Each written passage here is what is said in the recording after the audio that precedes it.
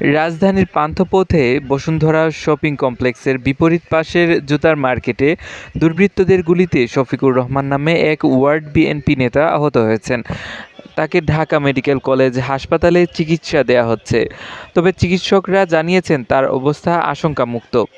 রোববার ২২ ফেব্রুয়ারি রাতে ৯:৩০টার দিকে কলাবাগান থানাধীন বসুন্ধরা শপিং কমপ্লেক্সের বিপরীত পাশে জুতার মার্কেটের সামনে এই ঘটনা ঘটে।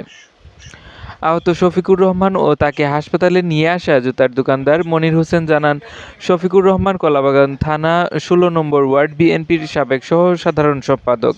এছাড়া তিনি ওই এলাকার ফুটপাতে জুতার দোকানে জুতা সাপ্লায়ার। তারা জানান, কয়েকদিন ধরেই স্থানীয় কয়েকজন চাঁদাবাজ শফিকুর রহমানের কাছে চাঁদা দাবি করেছিল। সেই চাঁদাবাজরাই আজকে ওই এলাকায় শফিকুর রহমানকে হাতে নাতে পেয়ে তার কাছে চাঁদা দাবি করে এবং তাদের ফোন কেন ধরে না তা জানতে চায়। এক পর্যায়ে তারা শফিকুরকে গুলি করে সেখান থেকে পালিয়ে যায়।